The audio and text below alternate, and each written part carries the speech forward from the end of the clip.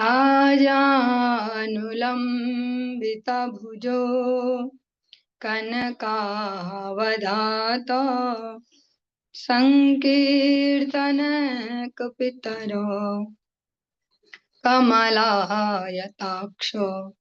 विश्वम्भरो द्विजवरो युगधर्मपालो वन्दे जगत्प्रियकरौ करुणावतारो। हे कृष्ण करुणा सिंधो दीनबंधो जगत्पते गोपेश गोपिका कांत राधा कांत नमोस्तुते। तप्त कांचन गौरांगी राधे वृंदावनेश्वरी वृषभानुसुते देवी प्रणमामि हरिप्रिये। भक्त्या विहीना अपराधलक्षये क्षिप्ताश्च कामादितरङ्गमध्ये कृपामयी त्वां शरणं प्रपन्ना वृन्दे नुमस्ते चरणारविन्दम्। जय श्री कृष्ण चैतन्य प्रभु नित्यानंदा श्री अद्वैत गदाधर श्रीवासादि गौर भक्त वृंद। हरे कृष्णा कृष्ण कृष्णा हरे हरे हरे राम राम राम हरे हरे। सर्वप्रथम भगवान के अभिन्न प्रकाश विग्रह श्री गुरुपाद पद्म पूज्यपाद त्रिदंडी स्वामी अष्टोत्तर श्रीमद भक्त प्रसाद विष्णु गोस्वामी गुरुदेव महाराज के पावन श्री चरण कमलों में असंख्य कोटि दंडवत ज्ञापित करते हुए उनकी अहेतुकी कृपा प्रार्थना करती हूँ। वे अपनी कृपा वर्षण करें जिससे निज कर्ता अभिमान भाव को छोड़कर एकमात्र उनकी वाणी के वाहक के रूप में अपना परिचय दे सकूं। परम गुरुदेव नित्य लीला पृष्ठों विष्णुवास शेष माधव भक्ति दैत माधव गोस्वामी महाराज परमेष्ठी गुरुदेव जगत गुरु भक्ति सिद्धांत सरस्वती गोस्वामी ठाकुर प्रभुपाद व समस्त गुरु परंपरा जययुक्त हूँ। सपार्षद श्रीमन नित्यानंद प्रभु श्री गौर हरि वृंदावन बिहारी श्री राधा गोपीनाथ भगवान जययुक्त हूँ। वे हम सभी पर अपनी कृपा वर्षण करें जिससे भगवान के पवित्र नाम और हरि गुरु वैष्णव सेवा में हम सभी की रुचि उत्पन्न हो सके। आज की इस प्रातःकालीन कक्षा में हम श्रवण करेंगे ग्रंथ राज श्रीमद् भागवतम के अंतर्गत 10वें स्कंध का 87 जो अध्याय इसको हम श्रवण कर रहे हैं उसके अंतर्गत जो 36 नंबर श्लोक से आज प्रारंभ करने जा रहे हैं। ओम नमो भगवते वासुदेवाय। ओम नमो भगवते वासुदेवाय। ओम नमो भगवते वासुदेवाय। इस अध्याय में हम श्रवण कर रहे हैं मूर्तिमान जो वेद हैं उनके द्वारा भगवान की स्तुति।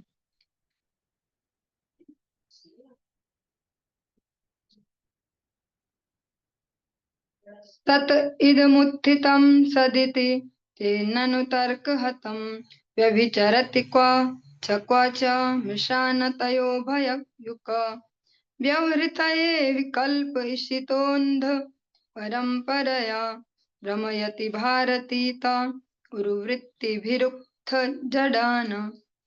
यह प्रतिपादित किया जा सकता है कि यह जगत स्थायी रूप से सत्य है क्योंकि इसकी उत्पत्ति स्थायी सत्य से हुई है, किंतु इसका तार्किक खंडन हो सकता है। निस्संदेह कभी कभी कार्य कारण का ऊपरी अभेद सत्य नहीं सिद्ध हो पाता तो कभी तो सत्य वस्तु का फल भ्रामक होता है।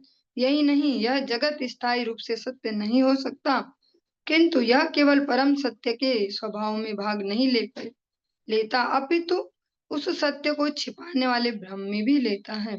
वस्तुतः इस दृश्य जगत के दृश्य रूप उन अज्ञानी पुरुषों की परंपरा द्वारा अपनाई गई काल्पनिक व्यवस्था है, जो अपने भौतिक मामलों को सुगम बनाना चाहते थे।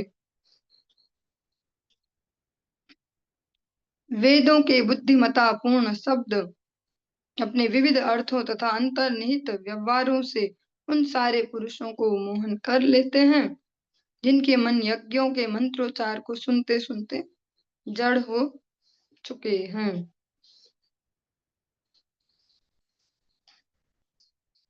जो ये भौतिक जगत है, एक प्रकार से तो हम ऐसे ही कह देते कि भाई मिथ्या है, मिथ्या है, किंतु इसकी उत्पत्ति भी परम सत्य से हुई है। ये मिथ्या नहीं है, बस परमानेंट नहीं है, अस्थायी है। झूठ तो नहीं है पर अस्थायी है, और यहाँ पर जो कुछ भी है वो भी अस्थायी है। इसको अगर हम समझ कर चलेंगे तो प्रैक्टिकली बहुत हेल्प हो पाएगी डेली लाइफ में भी।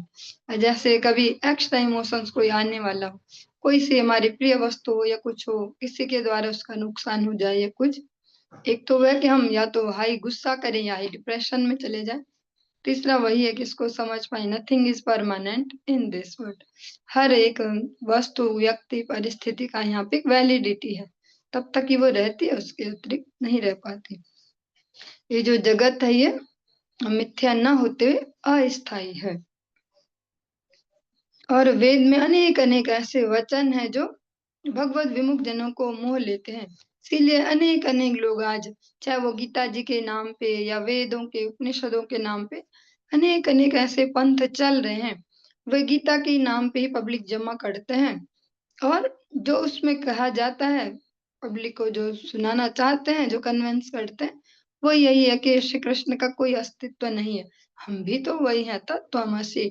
वेद के ही ऐसे ऐसे वचनों को ढूंढ ढूंढ कर, हाँ अहम ब्रह्मास्मि, मैं ही वो हूँ, हाँ हम अलग थोड़ी ना है, ब्रह्म ही है, बस थोड़ा माया की संगति से दूषित हुए तो जीव हो गए, ये आवरण हटेगा हम भी ब्रह्म हो जाएंगे। हाँ, जो ऐसे जड़ बुद्धि वाले हैं उनके लिए वेद के ऐसे मोहन सूचक शब्द हैं।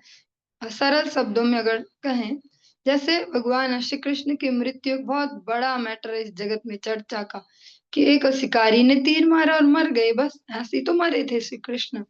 पर समझने वाली बात ये है वहां पे, और अगर कोई हमसे भी पूछे तो ऐसा ही तो लगता है, हाँ ऐसा ही हुआ था।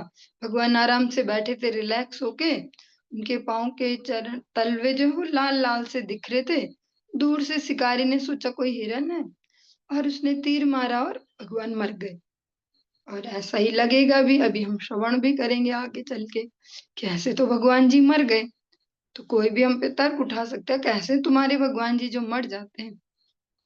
और तब हमें भी वो स्मरण होना चाहिए कि जब हमने जन्म प्रसंग सुना था तो कैसे पैदा हुए थे वो भगवान जी, जो आज एक तीर से मर चुके हैं। हाँ, इस सामान्य जगत में बंदूक की गोली से भी अगर पाँव में लगे तो एक अपराधी भी नहीं मर पाता, सामान्य मनुष्य, वो भी लंगड़ाने लगता है और उसको भी पकड़ के पुलिस ले जाती है। हाँ, और यही तरीका अपनाया जाता है।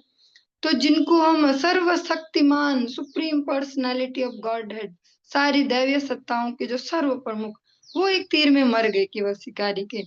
और उनका जन्म कैसे हुआ था, तब हमें ये स्मरण रखना होगा कि वे कैसे आए थे वहां, माता के गर्भ से ऐसे आए थे छोटे से बालक के रूप में, रोते हुए चिल्लाते चिल्लाते, या जैसा हम श्रवण करते हैं कि चतुर्भुज रूप में शंख चक्र गदा पद्म और पूरे एक मैच्योर व्यक्ति की हाइट लेके, वैसे स्वरूप को लेके वहां प्रकट हुए थे। तो जो इस प्रकार से सूक्ष्म बुद्धि नहीं होगी जिसकी, वो मोहित हो जाएगा। और ऐसा नहीं है कि जो अज्ञानी सामान्य जनता है वही ऐसे मोहन में रहती है, जो सो कॉल्ड बड़े बड़े ज्ञानी भी हो जाते, बड़े बड़े विचारक, यहाँ तक कि वेदाध्ययन में भी निपुण, ऐसे ऐसे भी वर्ग हैं जिनको हम छूने की भी हिम्मत नहीं कर सकते, सोचने की देखो ये तो इतने इतने ज्ञानी हैं। पर जो ये भगवत विषय का ज्ञान है वहां भी रह सकता है, क्योंकि वेद उनको छलते हैं अपने कुछ कुछ वाक्यों से। ऐसे कह दिया तत्त्वमसि, तुम वही हो, ऐसे तीन चार वाक्य हैं जिनको मेनली महावाक्य बोल के ऐसे ऐसे संप्रदाय चलाए जाते हैं आज भी। और पहले भी। अब तो इतना बड़ा हाई लेवल भी नहीं चाहिए, अब तो कैसे भी शुरू कर सकते हैं संप्रदाय, खुद ही गुरु बन जाए, कुछ भी सुनाने लग जाए कि मनुष्यों की सेवा करो, यही भगवान की सेवा, ऐसा ऐसा कुछ भी। जिस प्रसंग को हम सुन रहे हैं ये उस समय का है कि जब इतने रुचि से और कह सकते हैं, इतना सीरियसली सब ग्रंथ अध्ययन करते थे। आज के समय में तो ये भी जरूरत नहीं है, आज के समय में तो सभी निरीश्वरवादी हैं। क्या होता है, भगवान सब बराबर है, बस मनुष्य धर्म है, जीवों पे दया करो, ऐसा।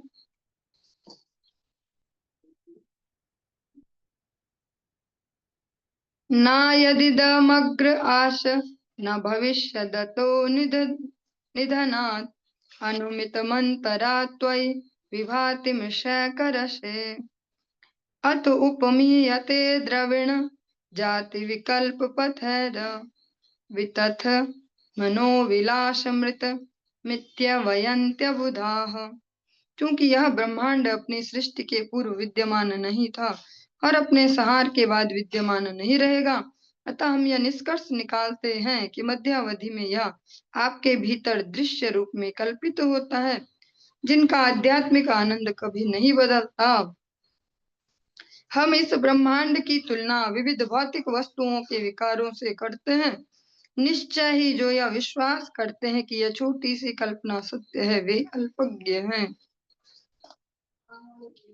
स यद्जया त्वजा मनुष्यैत गुणान् सजुषन् भजति स्वरूपतां तदनु मृत्युमपेत भगः त्वमुज्जहासि तामहीरिव त्वचमात्तभगो महसि महीयसे अष्टगुणिते अपरिमेय भगः। मोहिनी भौतिक प्रकृति सूक्ष्म जीव को उसका आलिंगन करने के लिए आकृष्ट करती है और फल स्वरूप जीव उसके गुणों से बने रूप धारण करता है। बाद में वह अपने सारे आध्यात्मिक गुण खो देता है और उसे बारंबार मृत्यु भोगनी पड़ती है। किंतु आप भौतिक शक्ति से अपने आप को उसी तरह बचाते रहते हैं जिस तरह सर्प पुरानी केंचुली को त्यागते रहता है। आप अष्ट योग सिद्धियों से महिमा युक्त स्वामी हैं और असीम ऐश्वर्य का भोग करते हैं। जो भौतिक प्रकृति है अनेक अनेक प्रलोभनों से जीव को अपनी संगति में लगाती है और धीरे धीरे हम कह तो देते हैं कि जीव भगवान का ही अंश है, सारे गुण भी होते हैं, परंतु ये जो है भौतिक प्रकृति के संसर्ग में आने से सब छिप जाते हैं सारे गुण। जब भी कोई जीवात्मा फिर से भगवत शरणागति की ओर मुड़ता है भगवत भक्तों की सन्निधि में, तो ये गुण उसमें लक्षित होने लगते हैं।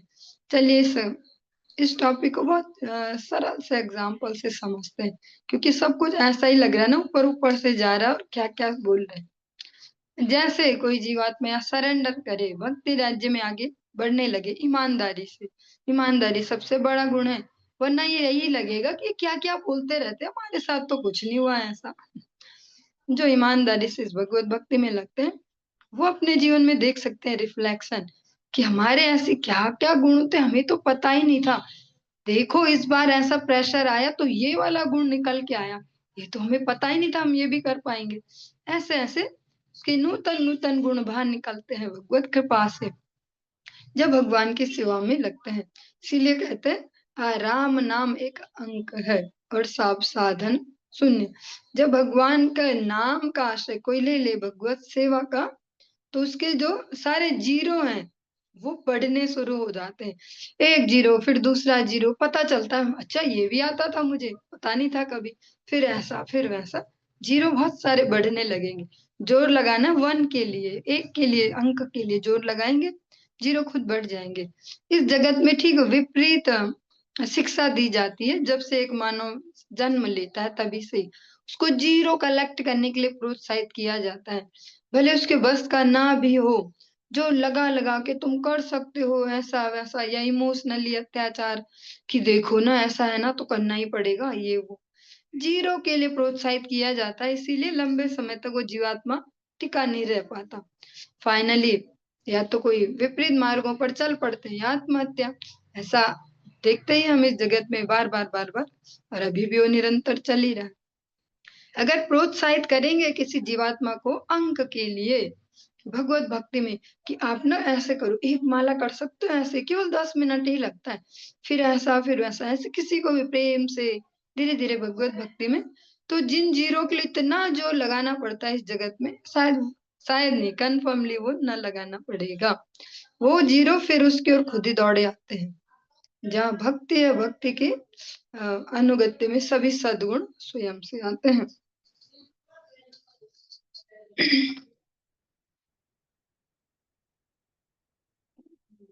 यदि न समुद्धरन्ति यतयो हृदि काम जटा दुरधिगमो असताम हृदि गतो अस्मृत कंठमणिः असुत्रिपयोगिनामुभयतो अप्यसुखं भगवन्न अनपग अनपगतान्तकादनधि रूढ़ पदाद भवतः। संन्यास आश्रम के जो सदस्य अपने हृदय से भौतिक इच्छा को समूल उखाड़ कर फेंक नहीं देते, वे शुद्ध बने रहते हैं, और इस तरह आप उन्हें अपने आप को समझने नहीं देते। यद्यपि आप उनके हृदयों में विद्यमान रहते हैं, किंतु उनके लिए आप उस मणि की तरह हैं जिसे मनुष्य गले में पहने हुए भी भूल जाता है कि वह गले में है। हे प्रभु, जो लोग केवल इंद्रिय तृप्ति के लिए योगाभ्यास करते हैं, उन्हें इस जीवन में और अगले जीवन में भी उस मृत्यु से जो उन्हें नहीं छोड़ेगी दंड मिलना चाहिए, और आपसे भी जिनके धाम पर वे नहीं पहुंच सकते।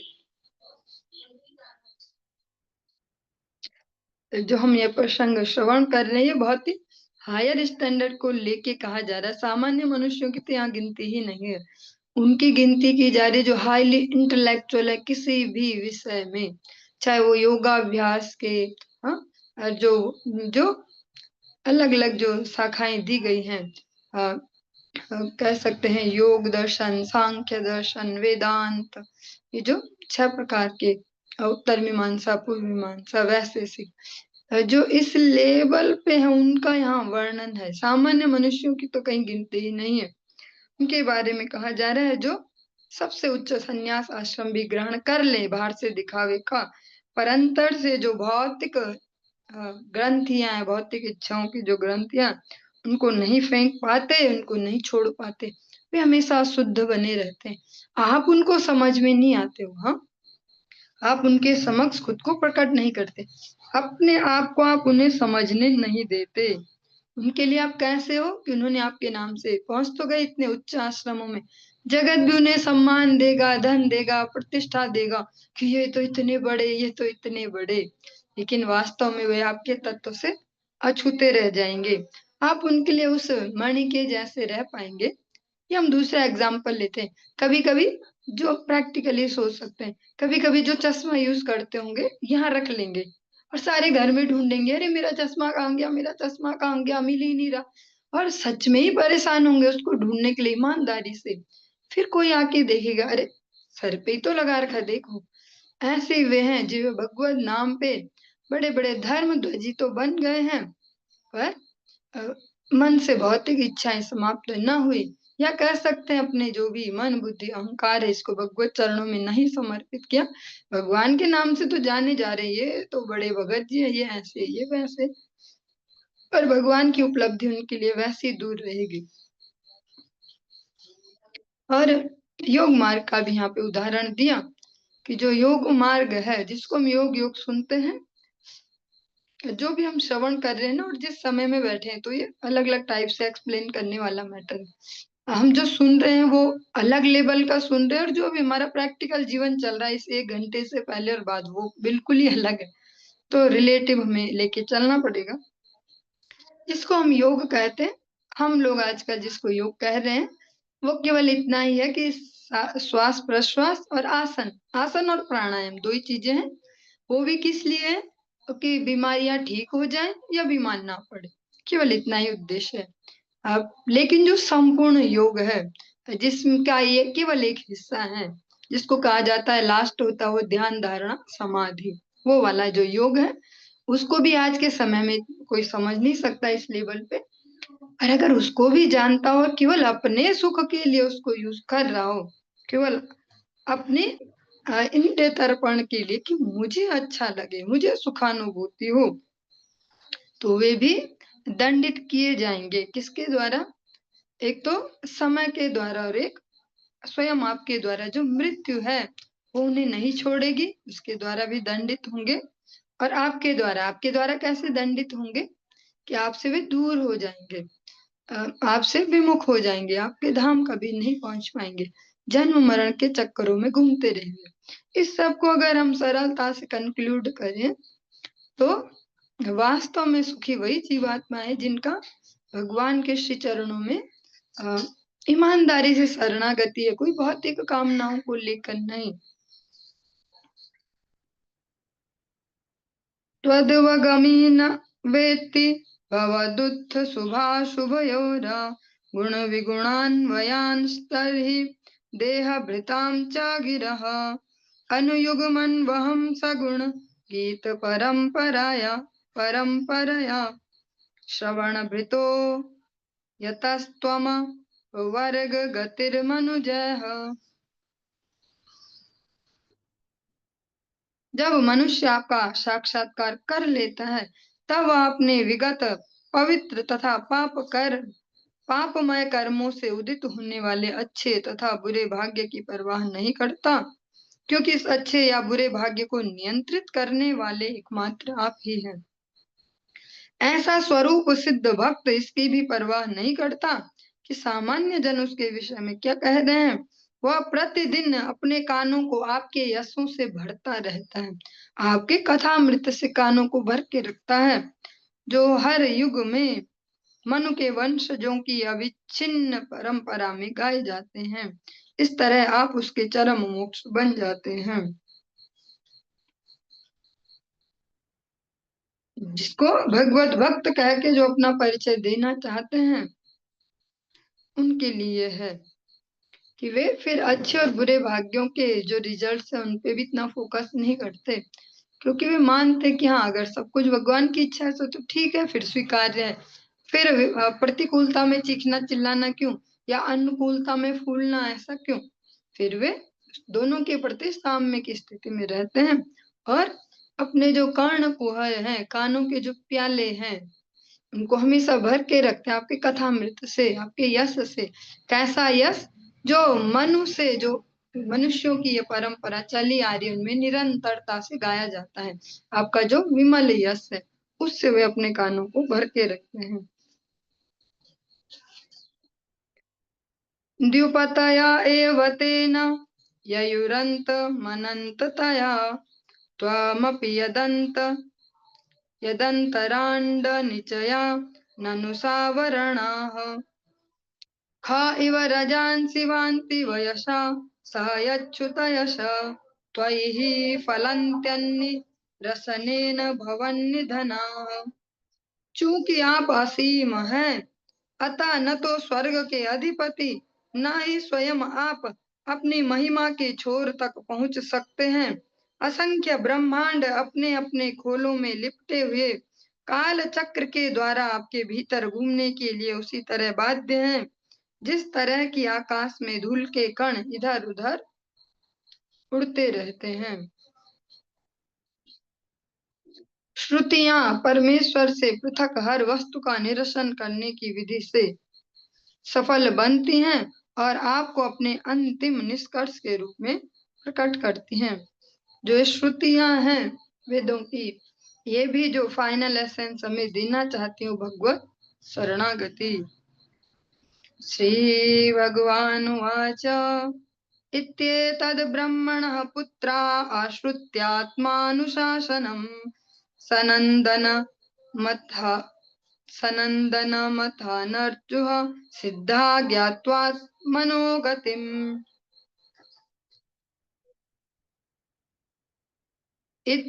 भगवान श्री नारायण ऋषि ने कहा, परमात्मा के विषय में ये उपदेश सुनकर ब्रह्मा के पुत्रों को अपना चरम गंतव्य समझ में आ गया।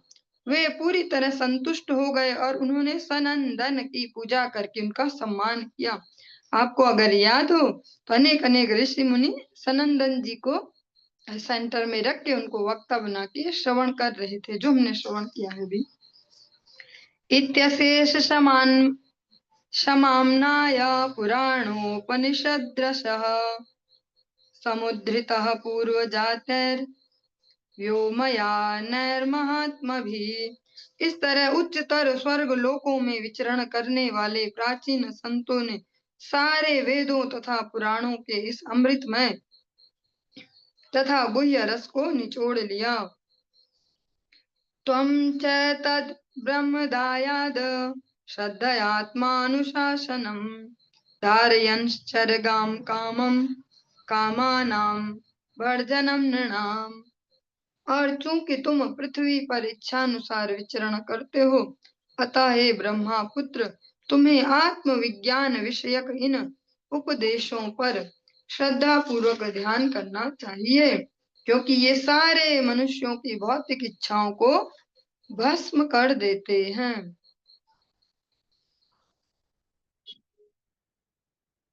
श्रीशुक उवाच एवं स ऋषिणादिष्टं गृहीत्वा श्रद्धयात्मवान् पूर्णः श्रुतधरो राजन् नाहावीरव्रतो मुनिः।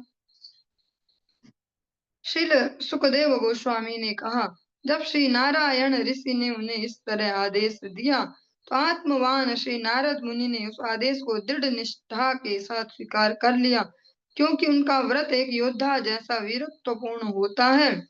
हे राजन, अब अपने सारे कार्यों से सफल होकर उन्होंने जो कुछ सुना था उस पर विचार किया और श्री भगवान को इस प्रकार उत्तर दिया। श्री नारद उवाच नमस्तस्मै भगवते कृष्णायामलकीर्तये यो दत्ते सर्वभूतानां भवायोषति कलाः। श्री नारद मुनि ने कहा, मैं उन विमल कीर्ति वाले भगवान कृष्ण को नमस्कार करता हूँ, जो अपने सर्वाकर्षक व्यक्तिगत विस्तारों को इसलिए प्रकट करते हैं, किस लिए प्रकट करते हैं, जिससे सारे जीव इस भौतिक जगत से मुक्त हो सके। इत्याद्यमृषिमां नम्य तच्छिष्यांश महात्मनः ततो अगाधाश्रमं साक्षात् पितुर्द्वैपायनस्य मे। श्रील सुखदेव गोस्वामी ने आगे कहा, यह कहने के बाद श्री नारद मुनि ने ऋषियों में अग्रणी श्री नारायण ऋषि को तथा उनके संत सदृश शिष्यों को भी शीश झुकाया। तब वे मेरे पिता द्वैपायन व्यास की कुटिया में लौट आए।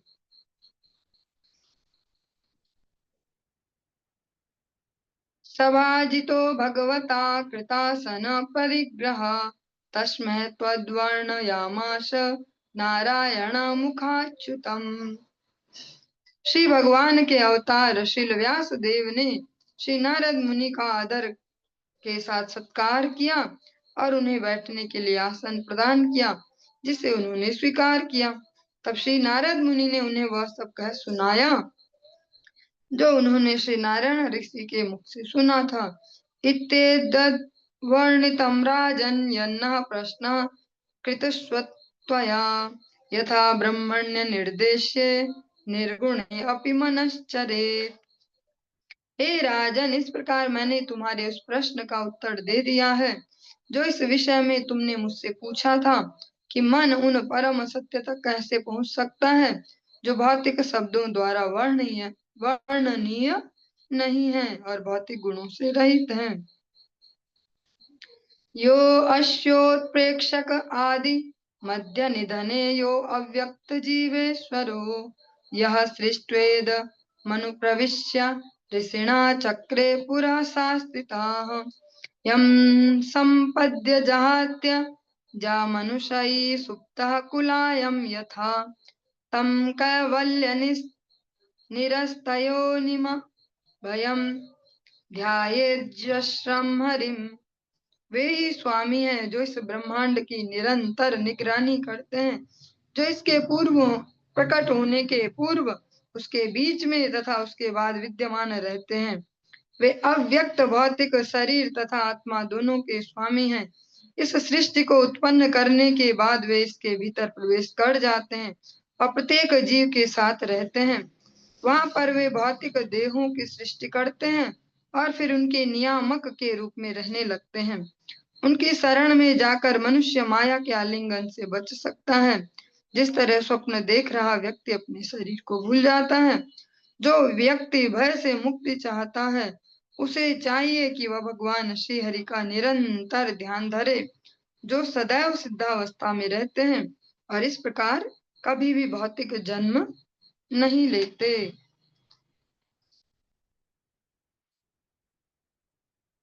श्रीमद् भागवत जी का एक श्लोक जो चतुर्थ श्लोक की भागवतम में भी आता है, यहाँ पर उद्धृत किया गया सरलता से, जो हमने अभी श्रवण किया है मूर्तिमंत वेदों द्वारा स्तुति, इसके सार के रूप में इसको समझ पाएंगे। अहमेवाशमेवाग्रे नान्यद्यत् सत्परम पश्चादहम यदेतच्च यो अवशिष्येत शिष्यते सो अस्म्यहम्। मैं ही वह भगवान हूँ जो सृष्टि के पूर्व था, जब मेरे सिवा और कुछ भी न था, न इस सृष्टि की कारण स्वरूप भौतिक प्रकृति ही थी। इस समय जो तुम देखते हो वह भी मैं भगवान ही हूँ, और प्रलय के बाद जो कुछ शेष रहेगा वह भी मैं भगवान ही हूँगा। जो ब्रह्मा जी हैं उनको भगवान ने श्रवण करवाई थी सर्वप्रथम चतुर्थ श्लोकी भागवतम। और इस प्रकार से जो हम ये मूर्तिमान वेदों द्वारा स्तुति सुन रहे थे, ये अध्याय यहीं पे संपूर्ण हुआ हमारा 87 अध्याय 87 नंबर। चलिए जो अगला अध्याय है 88 88, इसको भी आज थोड़ा प्रारंभ कर लेते हैं। इसमें हम श्रवण करेंगे वृकासुर से शिव जी की रक्षा। श्री राजो आचा देवासुर मनुष्येषु ये भजन्त्या शिवम शिवम प्रायस्ते धनिनो भोजा न तो लक्ष्म्या पतिम हरिम। राजा परीक्षित ने कहा, जो देवता असुर तथा मनुष्य परम वैरागी शिव जी की पूजा करते हैं, वे सामान्यतया, अब जो हम सुनने जा रहे हैं अधिकांश भक्ति में आने के बाद ये क्वेश्चन कभी ना कभी दिमाग में आता जरूर है। परीक्षित महाराज जी कुशल श्रोता हैं, उनको तो आवश्यकता नहीं है वैसे श्रवण की, उन्होंने श्रवण किया है, पहले से भगवत भक्त हैं। उनका इतिहास अगर आपने कहीं श्रवण किया हो, वैसे मोस्टली श्रवण नहीं करवाया जाता परीक्षित महाराज जी का जीवन, पर वो ऐसा नहीं है जैसा हमें दिखाया जाता सीन कि तक्षक अब डसने वाला है, अभिशाप मिल गया, सब छोड़ के अब बैठ गए, अब कथा सुन रहे हैं, ऐसा नहीं है। पहले से ही वो भक्तिमय जीवन को जीते हैं। भगवान के उन्होंने बहुत, जो पूरे मथुरा ब्रज मंडल में भगवान के फिर से मंदिर स्थापित करना, बैजनाथ की हेल्प उन्होंने की थी। भगवान के जो पर्व होते हैं पहले से ही वे भागवतम आयोजन करवाना, तीर्थ यात्राएं, ये सब कुछ पहले से करते आ रहे हैं।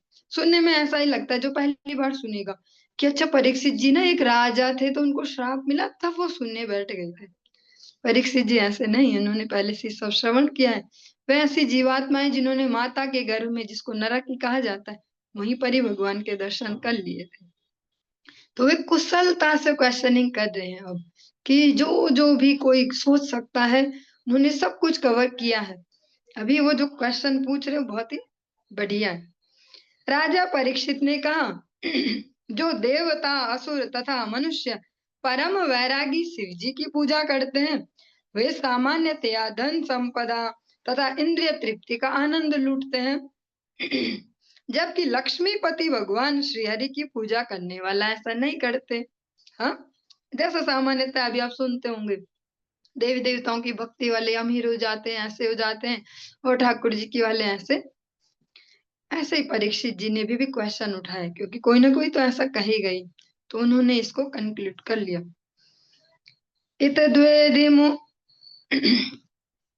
एतद्वेदि तुम इच्छामः संदेहो अत्र महानिनः विरुद्धशीलयोः प्रभवोर विरुद्धा भजताम गतिः। हम इस विषय को ठीक से समझना चाहते हैं क्योंकि यह हमें अत्यधिक परेशान किए हुए है। दरअसल मतलब वास्तव में इन विपरीत चरित्रों वाले दोनों प्रभुओं की पूजा करने वालों को जो फल मिलते हैं वे अपेक्षा के विपरीत होते हैं। जो लक्ष्मी जी है वे नारायण की धर्म पत्नी उनकी सेविका के रूप में अपना भाव रखती हैं, लेकिन उनकी जो सेवा कर रहे वहां ऐसा नहीं दिख रहा कि बारिश हो रही है ऐसे पैसों की। शिव जी तो लक्ष्मीपति नहीं है, पर शिव जी को जो पूज रहे हैं वहां तो बारिश हो रही लक्ष्मी की। ऐसा सरल अर्थ में इस प्रकार से कहना चाह रहे महाराज परीक्षित।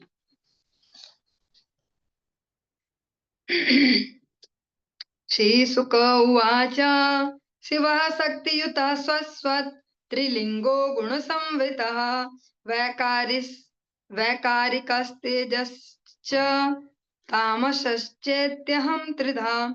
श्रील सुखदेव गोस्वामी ने कहा, शिव जी सदैव अपनी निजी शक्ति भौतिक प्रकृति के साथ संयुक्त रहते हैं। प्रकृति के तीनों गुणों के अनुरोध पर उन्होंने अपने आप को तीनों रूपों में प्रकट किए हुए वे सतो रजो तथा तमोगुणी अहंकार के त्रितत्व को धारण करने वाले हैं। ततो विकारा अभवन् षोडशामीषु कश्चन उपधावन् विभूतीनां सर्वासामश्नुते गतिम्। उसी मिथ्या अहंकार से 16 तत्व विकार रूप में निकले हैं। जब शिवजी का भक्त इन तत्वों में से किसी भी एक तत्व की पूजा करता है तो उसे सभी प्रकार का उसी तत्व के संगत भोग ऐश्वर्य प्राप्त होता है।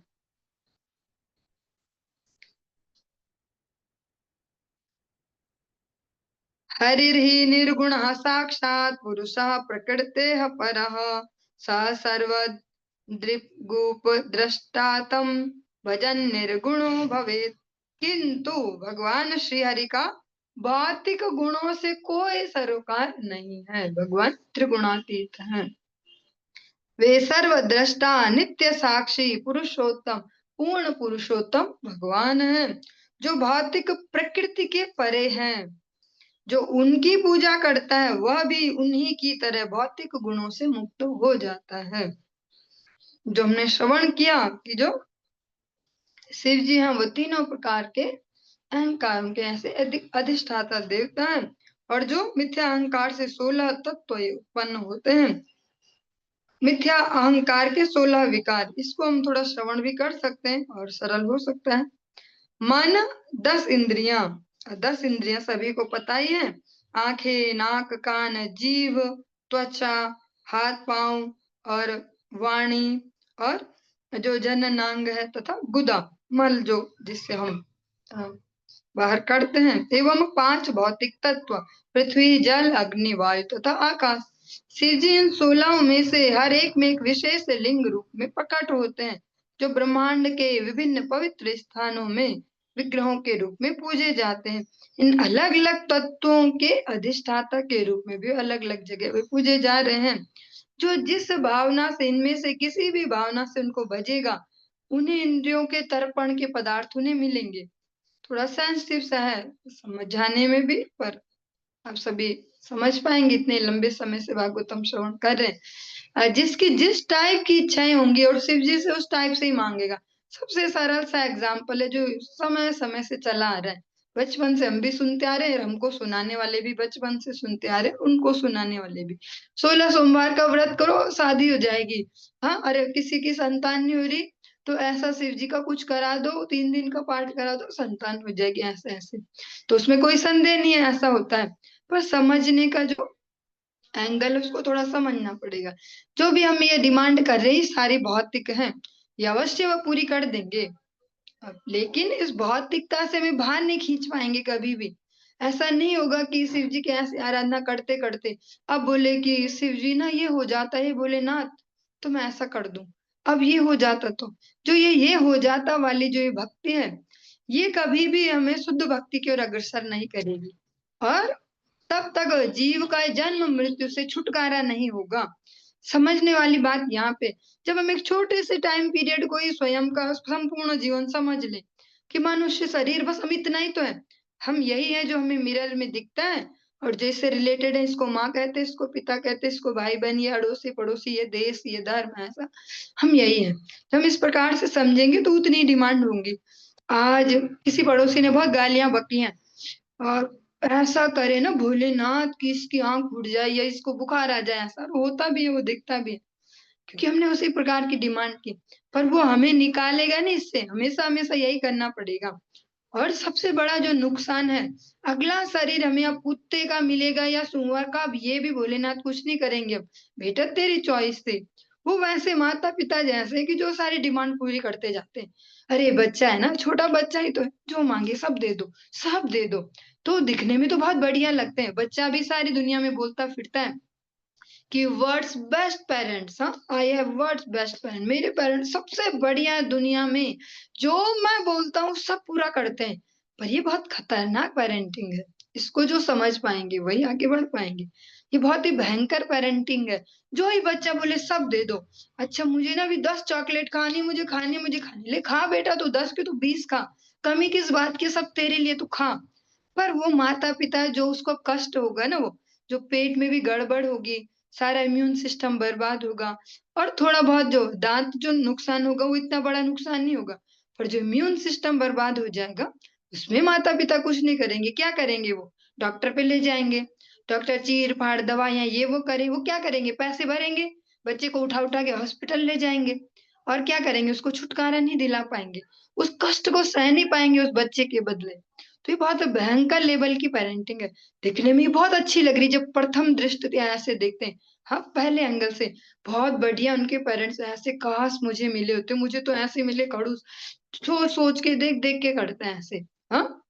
नाप-नाप के कि ये बिल्कुल नहीं, सुनाने लग जाएँ ऐसे-ऐसे। लेकिन एक वो पेरेंटिंग है कि जो विचार कर के है कि ये तो बिल्कुल ही नहीं मिलेगा, ना मतलब ना, आपके लिए नुकसानदायक है तो नहीं, ऐसे। और ये आपके लिए ज़रूरी है तो मुँह में डालना ही पड़ेगा, पेट तक पहुँचाना ही पड़ेगा, ऐसा। वो पेरेंटिंग है वो खतरनाक सी लगती है, पर उसमें वो उन बड़े-बड़े कष्टों से बच जाएगा बच्चा। अभी तो छोटे-छोटे ऐसे ही तो हो रहा, बहुत गंदे हैं ये, उसके मम्मी-पापा देखो, मेरे वाले बहुत ही बेकार मिले मुझे ऐसे। पर वो उन बड़े-बड़े कष्टों से उसे बचा रहे हैं, जो आगे चल के कैंसर और कैसे-कैसे आज के समय में तो अब हम प्रैक्टिकली एग्ज़ाम्पल दे सकते हैं इसको, कि खिलाओ बच्चे को पैकेज्ड फूड, अच्छा ये खा रहा है? ये? हाँ, वो ले लो। हाँ, वो 1 बॉटल ले लो और 1 पैकेट ले लो। नाम तो कोई भी सबको आपको पता ही है क्या-क्या नाम है बॉटल और पैकेट का, वो ले लो।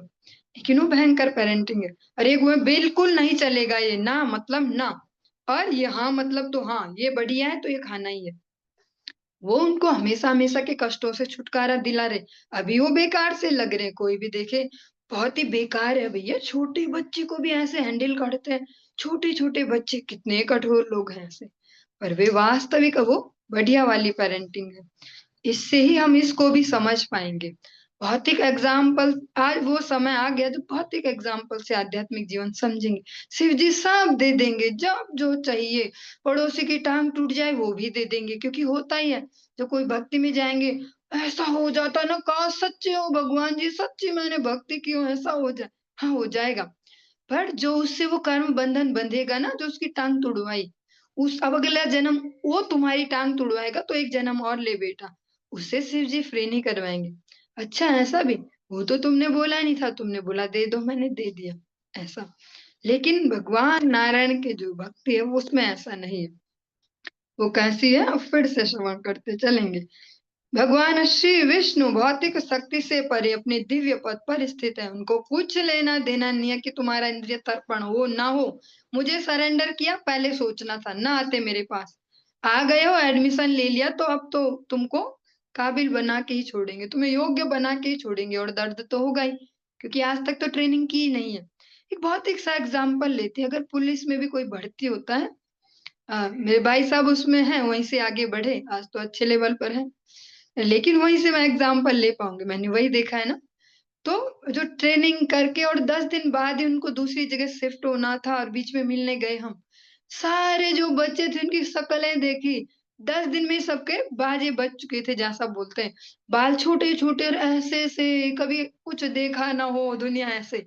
और फिर वहां जाके और आपस जब मेन ट्रेनिंग में पहुंचेंगे, एक गलती करेगा सबको सजा, जाओ इतना भारी ये सब कुछ उठा उठा के चक्कर लगाओ घुटनों के बल, दौड़ते रहो आज दिन भर, ऐसा ऐसा ऐसा ऐसा। कई लोग तो सच में आत्महत्याएं भी कर लेते हैं, लेकिन वो जब उससे पूरी कर लेते हैं तो हर जगह काम आती है वो। जब प्रैक्टिकली प्रॉब्लम उन्हें फेस करनी होती है, समाज में अपनी सेवाएं देते हो, वहां वो यूजफुल होती हैं, तो वो सारे दर्द भूल जाते हैं। बढ़िया हुआ हमको ट्रेनिंग कराई थी, वरना मर जाते आज। ऐसा ऐसा ही है। भौतिक जगत में भी कुछ अगर चाहिए हमको ठीक से, उसके लिए जान लगती है। भगवत भक्ति हलवा जैसा तो नहीं है वो, या ब्रज की लीला मत समझो गुड़ को चीला। क्या ऐसी शायद भक्ति ना ऐसी होती है, जिन्होंने ऐसे ऐसे ही सोचा है भक्ति को, वो ज्यादा डिप्रेशन में जाते हैं। पर जो अगर वैष्णव के अनुगत्य में चले प्रैक्टिकली, तो वो नहीं जाएंगे, वो समझ पाएंगे। फिर हर जीवात्मा एक सुकृति का पुंज लेकर भी आती है, उसके अनुसार भी भगवत भक्ति में आगे बढ़ती है। जो नहीं है सुकृतवान, तो वो गायब हो जाएंगे या डिप्रेशन में रहेंगे। जो भगवत भक्ति है, भगवान त्रिगुणातीत है, वे नहीं है इसके अंडर में। वे ऐसा ऐसा ऐसा नहीं करेंगे, जब ट्रेनिंग देंगे तो बढ़िया देंगे।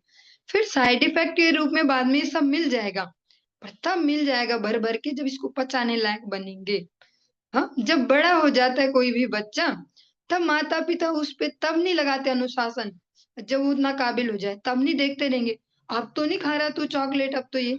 क्योंकि अब तो वो खुद ही समझने लग गया, उतना बुद्धि विवेक आ गया कि ये क्या है। वो इंटरनेट पे खुद ढूंढ पाता है कि इसमें बनने में क्या क्या डला है, केवल टेस्टी बना दिया है, और इसमें अंधाधुंध हमारे लिए जो हानिकारक वो है। जब वो पढ़ना आ जाए उससे एक्सपायरी डेट, ये तो एक्सपायर हो चुका है, और जब तक नहीं आता तो नहीं चाहिए, ये तो बहुत बढ़िया बॉटल है, बहुत बढ़िया बॉटल है। कल का एक एग्जांपल लेती हूँ प्रैक्टिकली। किसी ने दी थी कोल्ड ड्रिंक की बॉटल ऐसे श्रीवास के पास, पीने को बस तैयार, मैंने इतना ही बोला पढ़ना लिखना आता है थोड़ा पढ़ना, कब पैक हुआ था जरा पढ़ना।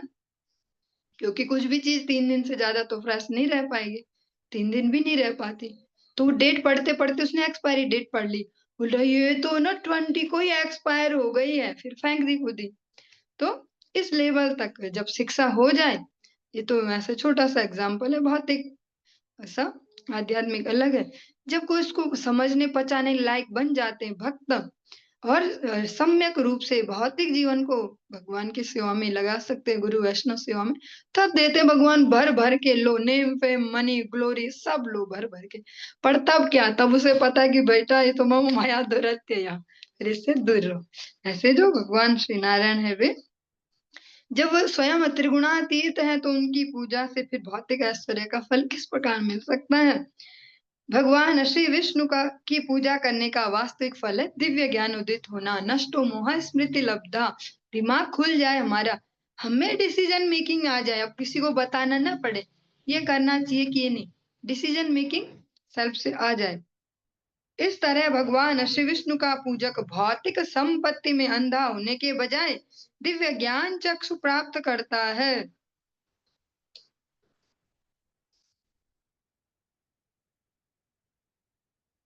निर्वृत्तेष्वश्वमेधेषु राजा युष्म पितामह श्रवणन् शृण्वन् भगवतो धर्मान् पृच्छादिदमच्युतम्।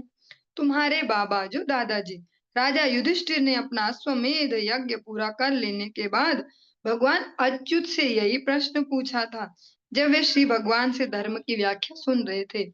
जो आज आप पूछ रहे हो, आपके दादाजी ने भी ये पूछा था भगवान श्री कृष्ण से। जैसा हम अधिकतर एकादशी व्रत महात्म्य में यही सुनते हैं ना, युधिष्ठिर जी ने भगवान श्री कृष्ण से पूछा, फिर भगवान श्री कृष्ण ने बोला, ऐसे। स आह भगवांस्तस्मै प्रीतः शुश्रूषवे प्रभु नृणाम्यः श्रेय सार्थाय यो अवतीर्णो यदो कुले।